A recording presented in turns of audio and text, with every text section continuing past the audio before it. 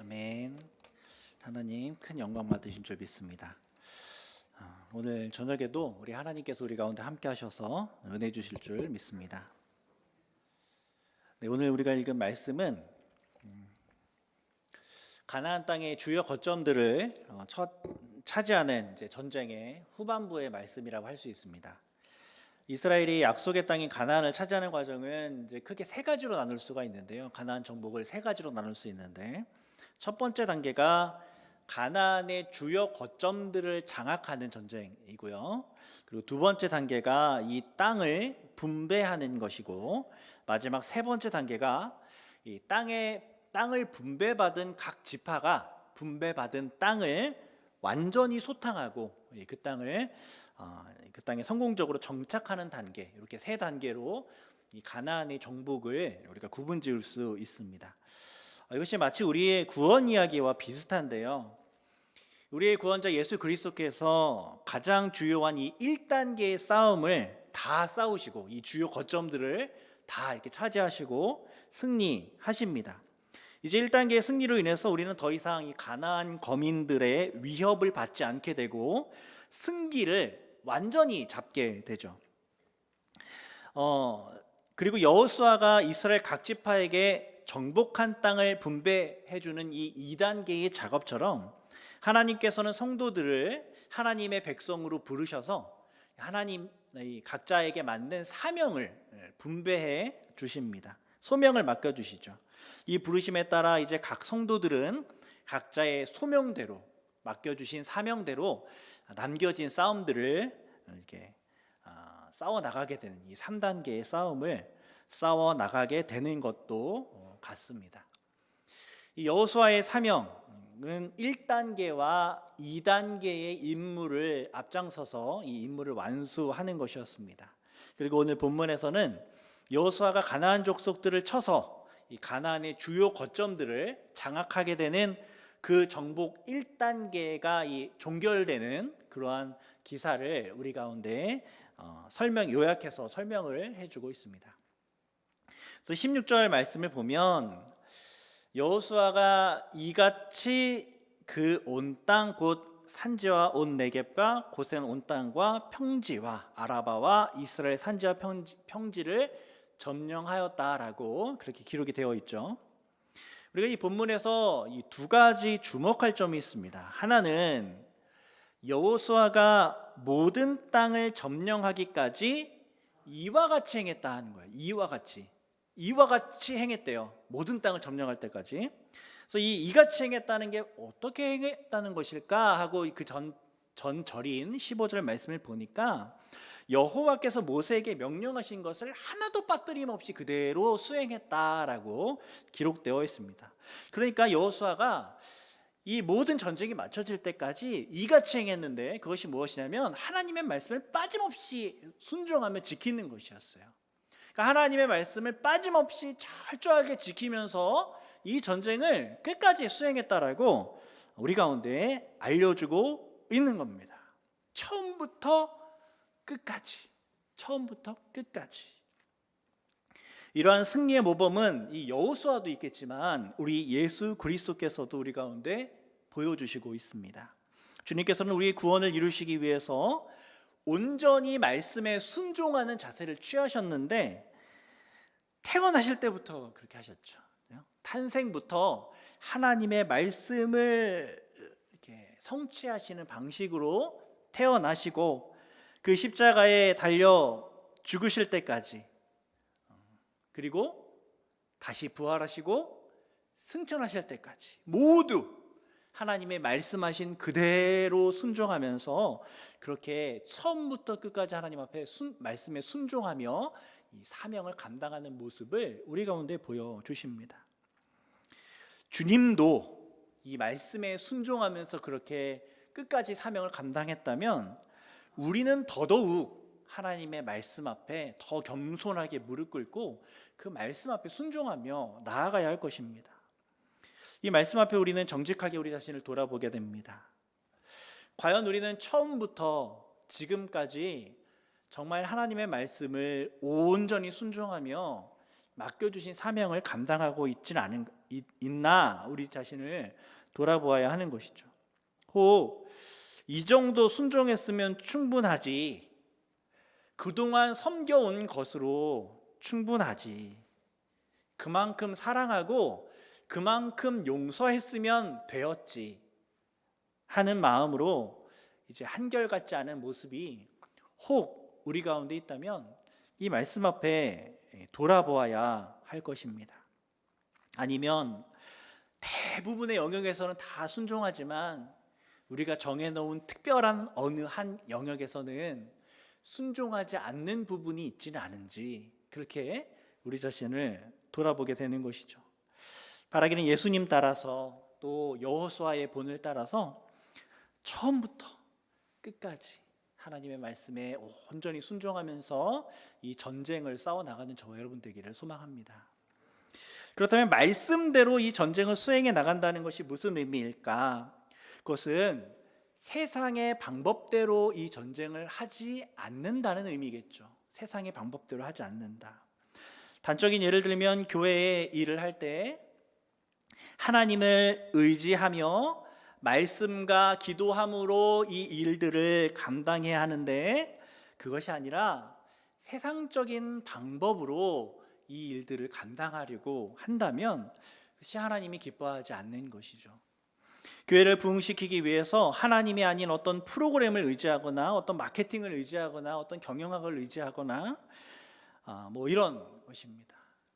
물론 하나님의 일을 할 때 하나님이 주신 이 일반 계시 안에서, 일반 은총 안에서 하나님이 우리에게 주신 그 지혜를 총동원해서 하나님의 귀한 일들을 감당해야 할 것입니다. 하지만 그것을 의지해서는 안 되겠죠. 우리의 중심은 말씀과 기도여야 합니다. 우리의 중심은 사랑이어야 합니다. 그러하게 단지 성도의 인원을 늘리기 위해서 이 인본주의적인 어떤 프로그램들을 만든다거나 단순히 흥미 위주의 행사만을 계획하거나 감성만을 자극하는 어떤 콘텐츠를 만든다거나 이러한 방식으로 이 전쟁을 싸워 나간다면 그것을 하나님이 기뻐하지 않으실 겁니다. 물론 성경적이고 신학적으로 이 문제가 없는 좋은 프로그램들을 개발하고 이 시대에 맞는 신앙 교육 콘텐츠를 개발할 필요가 너무나 있습니다. 꼭 필요한 일입니다. 하지만 그것을 의지해서는 안 될 것입니다. 모든 것에 앞서 기도함으로, 하나님의 말씀을 의지함으로, 그리고 우리의 중심으로 영혼을 사랑함으로 이 모든 일들을 감당할 때 정말 하나님이 기뻐하시는 부흥이 우리 가운데 임하게 될 줄 믿습니다. 어떤 극단적인 사람들은 이 복음을 직설적으로 전하면 사람들이 그것을 안 받아들인다는 거예요. 싫어한다는 거죠. 그래서 사람들이 싫어할 만한 것을 빼고 그렇게 전하자라고 그런 식으로 주장을 합니다. 그래서 주님 앞에 완전히 돌이켜야 한다라는 이 회개의 이야기를 하지 아니하고 성화를 위해 부단히 노력해야 한다라는 그러한 교리들은 빼고 그저 믿기만 하면, 입으로 고백만 하면 다 복을 받을 수 있고 다 형통할 수 있다라는 그러한 이 진리지만 그 일부의 진리만을 강조하여 전하는 것을 보게 됩니다. 그런 건 역시 이 믿음이 없이 전도를 하는 것이죠. 그러한 것 역시 하나님이 결코 기뻐하지 않을 것입니다. 말씀에 온전히 순종하여서 온 인류를 구원하신 예수님의 방법이 아닙니다. 모든 상황 속에서 이 말씀을 기억하면서 말씀대로 하나님의 싸움을 싸워 나가야 합니다. 아무리 세상에서 성공해 보이는 것처럼 보여도 하나님의 말씀대로 한 전쟁이 아니라면 그것을 가지고, 그 열매를 가지고 하나님이 결코 기뻐하지 않으실 겁니다. 그것을 기억하며 정말 철저하게 하나님의 방식대로, 하나님의 말씀대로 싸워 나갈 수 있기를 소망합니다. 또 16절 말씀에서 우리가 두 번째 주목할 점은 가나안의 모든 땅을 점령했다라는 것이죠. 이 전쟁으로 인해서 이제 가나안 전쟁의 이 전역의 주도권이 이스라엘에게 들어오게 되었습니다. 이제 더 이상 남방, 북방 연합군과 같은 이스라엘을 아주 강력하게 위협할 적들이 나타날 수 없게 되었습니다. 17절을 보면 그들의 왕들을 모두 잡아 쳐 죽였다라고 말씀하죠. 왕들을 죽이면 머리를 다 쳐서 멸하였기 때문에 이 나머지 세력들은 더 이상 이 이스라엘에게 위협이 될 수 없는 거죠. 이 잔존 세력이 남아있긴 하지만 이제 이 싸움은 이길 수밖에 없는 싸움이 됩니다. 이제 가나안 전역을 한 군데도 빠짐없이 다 점령하게 되었습니다. 우리 주님의 승리가 이와 같죠. 주님께서는 모든 영역에서, 모든 지역에서, 모든 악한 영으로부터 우리에게 승리를 주셨음을 믿으실 수 있기를 소망합니다. 이제 더 이상 사탄 마귀는 우리를 위협할 수 없습니다. 우리를 위협할 수 있는 세력이 아닙니다. 이제 우리가 공격하면 패배할 수밖에 없는 그러한 처지가 이 사탄의 처지입니다. 그래서 우리는 이 믿음을 가지고 담대함으로 이 전쟁을 수행해야 합니다.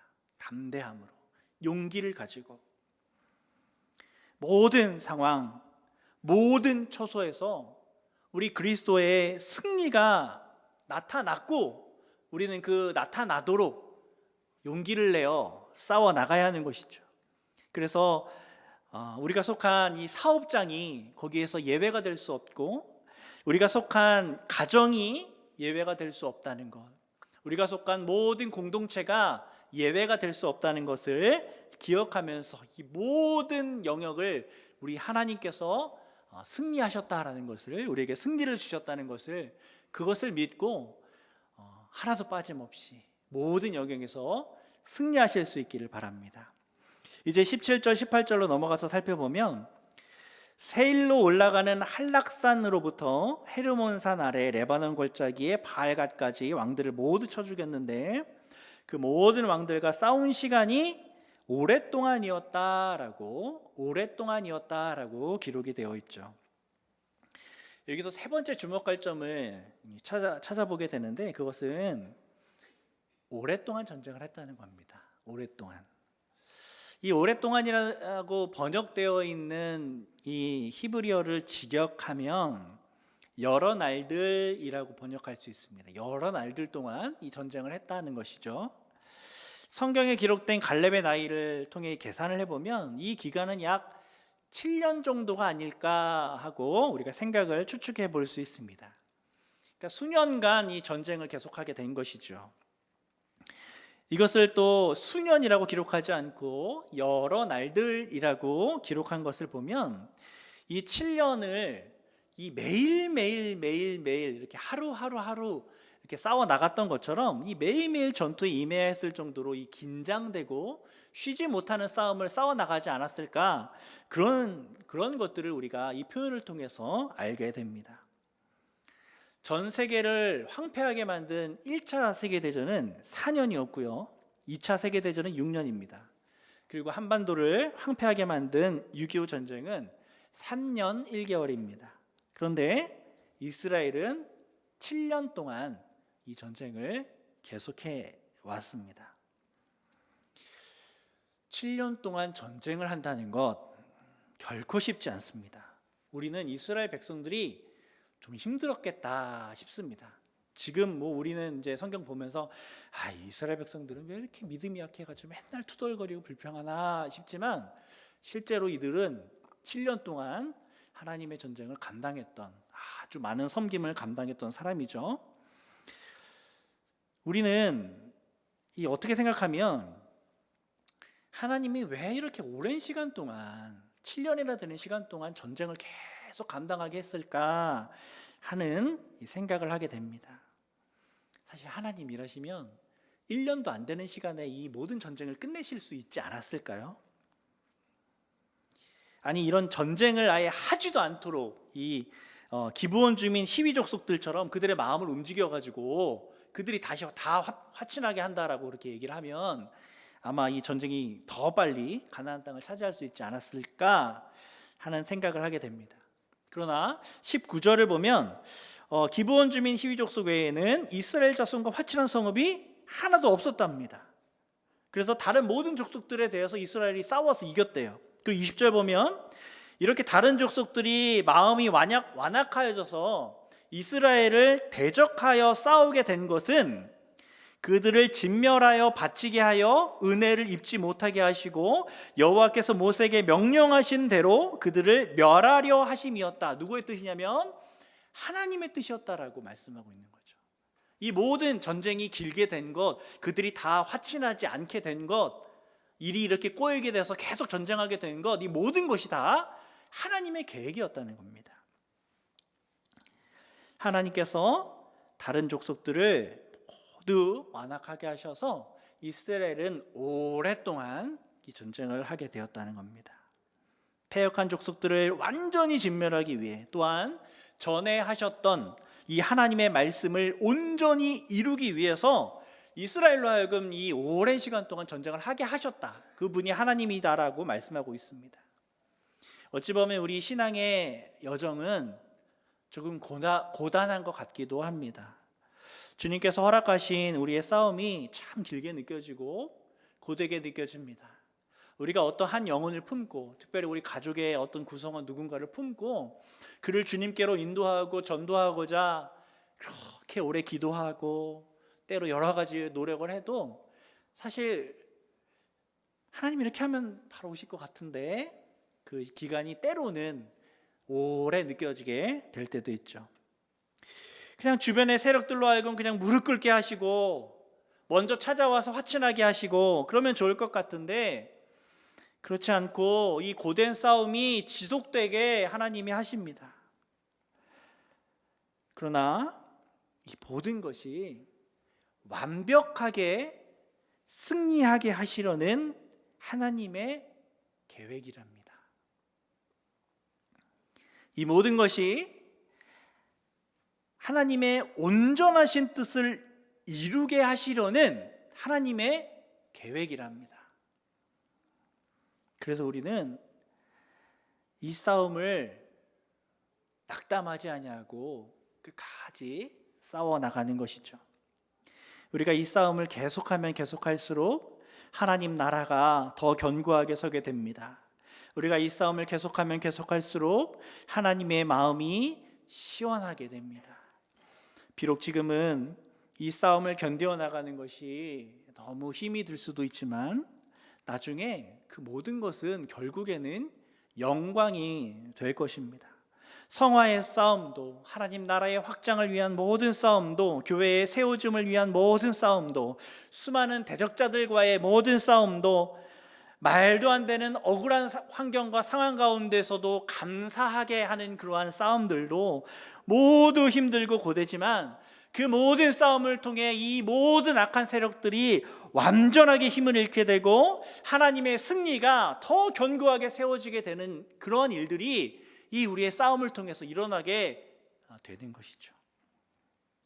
그러니 인내로서 믿음의 경주를 끝까지 우리는 달려가야 하는 것입니다. 또 계속해서 우리가 21절과 22절을 보면 특정 족속에 대한 언급이 나오고 있습니다.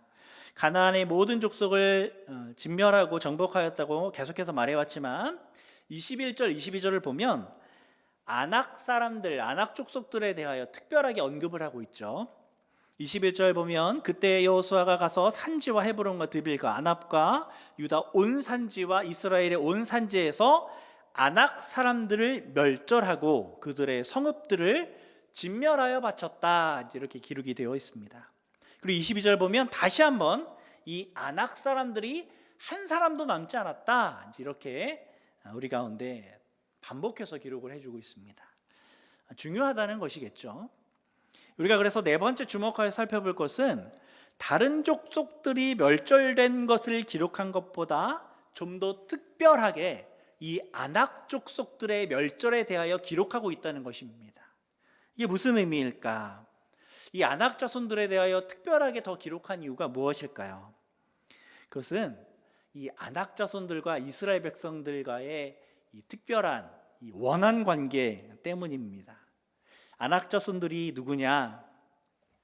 헤브론과 드빌과 아납이라는 세 성읍을 중심으로 해서 가나안의 거의 모든 산지에 넓게 이제 흩어져 사는 족속이었는데, 그들은 키가 큰 사람들, 그리고 거인 같은 몸집을 가진 집단들이었을 것으로 우리가 추측을 합니다. 창세기 6장과 민수기 13장을 통해 보면 그들이 이 거인과 같은 몸집으로 인해서 하나님의 아들들과 사람의 딸들 사이에서 난 네피림의 자손이라고 이제 기술되어 있는 것도 우리가 보게 됩니다. 근데 이들이 왜 중요하냐면 가나안의 정복 전쟁을 요약하는 오늘 본문에서 특별히 더 이제 이 아낙 족속에 대해서 이야기한 이유는 이들이 이스라엘 백성들을 겁먹게 했기 때문에 그렇습니다. 민수기 13장은 가데스 바네아에서 정탐꾼들이 정탐했던 내용들을 기록을 하고 있는데요, 그때 12명의 정탐꾼 중에 10명의 정탐꾼이 부정적인 이야기를 하게 되고 그들을 공포에 떨게 한 그 족속이 바로 이 아낙 족속이었죠. 그래서 이 아낙 족속 덕분에 이스라엘 백성은 40년간을 광야에서 머물게 됩니다. 그래서 하나님께서는 이 이스라엘 백성들에게 두려움을 주었던, 이스라엘로 하여금 광야에서 40년간 유리하게 된 하나의 원인이 되었던 그 아낙 자손을 가나안 땅에서 완전히 제거해 버렸다라고 말씀하는 겁니다. 그래서 이스라엘에게 자신감을 심어주고 이스라엘의 원수도 갚게 해주셨다라는 그러한 말씀을 우리 가운데 해주고 있는 것이죠. 만약 아낙 자손들이 제거되지 않고 계속 가나안 땅에 거주하게 되었으면 이스라엘 백성들은 어쩌면 다시 한번 저들 앞에 우리는 메뚜기와 같다라고 고백했을지 모르겠습니다. 계속 두려움의 나날을 보내게 됐을지도 모르겠습니다.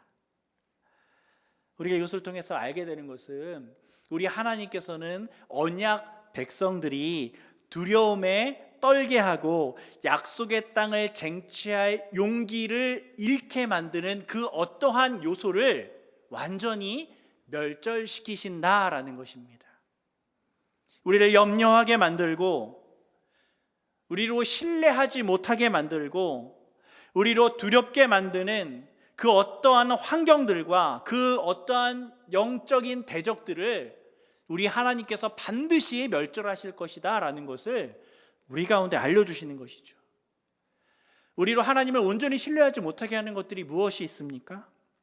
우리로 하여금 염려하게 만들고 두려워하게 만드는 그 어려움이 무엇입니까? 우리로 하여금 하나님을 사랑하지 못하게 만드는 그 근본적인 두려움이 무엇입니까? 우리로 하나님의 말씀 앞에 온전히 순종하지 못하게 만드는 그 두려움, 그것이 무엇일까요? 그것이 무엇이든 결국에는 제거될 것입니다. 우리 하나님이 그렇게 하실 것입니다. 그래서 아낙 자손 앞에 벌벌 떨었던 이스라엘은 결국 하나님의 능력을 힘입어 아낙 자손들을 자신들의 손으로 이스라엘 모든 땅에서, 가나안 모든 땅에서 한 명도 남김없이 다 제거해 버리십니다. 이스라엘의 수치가 변하여 영광이 되게 되는 것이죠. 하나님을 가로막았던 장애물이 변하여서 오히려 더 하나님을 신뢰하게 만들고 하나님 옆에 간증하게 될 그 간증거리로 바뀌어지게 만들어 버리십니다. 이전에는 건강의 어려움이 하나님 앞에 나아가는 장애물이 되었지만 이제 하나님께서 그것을 바꾸어 그것이 하나님 앞에 영광이 되게, 간증이 되게 만드실 것입니다. 이전에는 가정의 어려움이 좌절하게 만들었지만 이제 하나님께서 그것을 통하여 소망이 되게 하실 것입니다. 이전에는 남몰래 닥친 어려움이 눈물 흘리게 만들었지만 하나님이 그것을 변하게 하여서 이제 기쁨의 찬양이 되게 만드실 것입니다. 우리 하나님이 그렇게 하실 수 있는 분이시고 그렇게 하신다라고 약속하신 분이십니다. 그러니 우리는 두려움 없이 이 싸움을 싸워 나가는 것이죠. 이제 마지막으로 23절을 이제 보면 23절에 이렇게 기록되어 있죠. 이와 같이 여호수아가 여호와께서 모세에게 말씀하신 대로 그 온 땅을 점령하여 이스라엘 지파의 구분에 따라 기업으로 주매 그 땅에 전쟁이 그쳤더라. 여호수아가 말씀에 따라 전쟁하자, 하나님의 말씀대로 이렇게 전쟁을 하자. 그 온 땅을 점령하게 되었고 이스라엘 각 지파는 각기 기업을 얻게 됩니다. 결국 그 땅에 그리고 전쟁이 그치게 되었죠. 우리가 마지막 5번째로 주목하게 될 것은 그 땅에 전쟁이 그쳤다라는 겁니다. 전쟁이 그치게 되었다는 히브리어 단어는 전쟁의 종식과 함께 이제 평화가 찾아오게 되었다라는 것을 우리 가운데 포함하고 있습니다. 그 의미도 포함합니다. 전쟁이나 분쟁, 혼란이 없어졌을 뿐만 아니라 하나님이 주시는 평화가 이제 그 땅 가운데 이스라엘 백성들 가운데 임하게 된 것이죠. 이 말씀에 따르면 이제 가나안에서 더 이상 아무 전쟁도 필요 없고 전쟁의 위험마저 완전히 사라진 것처럼 우리가 이제 들려지게 되죠. 그러나 사실 여호수아가 죽은 후에도 이 가나안 땅에서는 이 전국 각지에 있는 잔존에 있는 가나안 족속들과의 싸움이 이제 지속되기는 했습니다. 그래서 사사기의 이야기들이 또 나오죠. 그래서 여기서 전쟁이 그쳤다는 것은 아무런 전쟁이 하지 않게 되었다는 게 아니라 이스라엘의 이 중요한 거점들을 다 차지하게 되므로 더 이상 이스라엘이 위협적인 상태가 되지 않았다라는 의미로 우리가 받게 됩니다. 이러한 가나안 정복 전쟁에서의 전면전과 이 국지전은 사실 우리에게도 찾아볼 수 있습니다. 예수 그리스도 십자가 사건과 부활을 통해서 우리가 이미 승리를 했죠. 승리를 했지만 그래서 이제 전쟁이 끝났습니다. 전쟁이 끝났는데 우리가 그 안에서 평화를 누릴 수 있게 되었죠. 그러나 그럼에도 불구하고 아직 우리 땅에는 하나님을 의지하면 충분히 승리할 수 있는 그러한 이 전쟁들이 우리 가운데 남아 있습니다. 그래서 우리는 이 사명을 가지고 우리가 가진 처소에서 이 잔존 세력들을 부수어 버리는 전쟁을 계속하긴 하겠지만 사실 이것은 두려움의 전쟁이 아니라 평화의 전쟁이죠. 평화의 마음을 가지고 승리를 확신하고 하는 전쟁입니다. 이제 우리가 싸우게 될 그 전쟁이 그러한 전쟁이라는 것을 우리 가운데 말씀해 주고 있는 것이죠. 이제 말씀을 정리하려고 합니다. 가나안 땅을 정복하는 이 1단계 전투를 최종 정리하는 오늘 본문에서 우리는 5가지 주목해서 5가지를 주목해서 보게 됩니다. 첫 번째는 이 말씀대로 처음부터 끝까지 순종해서 승리하게 되었다는 것, 그리고 모든 땅에서 순종하게 되었다는 것, 그리고 오랫동안 싸워서 승리하게 되었다는 것, 그리고 두려움의 근원에서 승리하게 되었다는 것, 그 두려움이 바뀌어 하나님께 영광이 되었다는 것, 그리고 마지막으로 위협적인 전쟁은 끝났기에 이제 남은 전쟁은 승리의 전쟁이고 기쁨의 전쟁이고 평화의 전쟁이라는 것, 우리는 이것을 교훈으로 받게 됩니다. 우리는 이 승리를 우리의 삶의 터전과 또 우리의 교회에서 우리의 남겨진 싸움을 감당할 때 반드시 기억해야 합니다. 그래서 말씀대로 승리하고 이 싸움이 조금 더 길어져도 하나님께서 하시는 것인 줄 알고 믿음으로 인내하며 이 싸움을 감당하게 되고 이제 이 모든 남겨진 싸움은 승리의 싸움이라는 것 기억하고 하나님이 우리의 모든 두려움을 기쁨으로 결국에는 바꾸실 것이다 라는 것을 기억하고 우리의 남겨진 모든 싸움들을 잘 감당하여서 하나님께 기쁨이 되는 저와 여러분 되기를 간절히 소원합니다. 기도하겠습니다. 아버지 하나님, 우리를 사랑하사 우리를 위하여 이 땅 가운데 승리를 주심에 감사드립니다. 주 하나님, 이제 하나님 우리가 맡겨주신 싸움을 계속해서 싸워나가되 하나님이 주신 승리를 경험하는 그런 귀한 싸움으로 싸워나갈 수 있도록 은혜 베풀어 주옵소서. 주님, 우리가 때로 믿음이 없어서 하나님의 말씀대로 하지 않으려 하는 그러한 연약한 모습이 우리 가운데 있음을 고백합니다. 주님, 오늘 말씀 기억하며 처음부터 끝까지 신실하게 하나님의 말씀에 순종하며 말씀대로 행하는 우리가 되게 하여 주시고 이 싸움의 기간이 조금 길어지더라도 인내하며 끝까지 맡겨주신 사명 잘 감당하는 우리가 되게 하여 주옵소서. 말씀하신 주님께서 우리의 삶 가운데 친히 함께하사 승리 주실 줄 믿고 감사드리며 예수님 이름으로 기도드립니다. 아멘.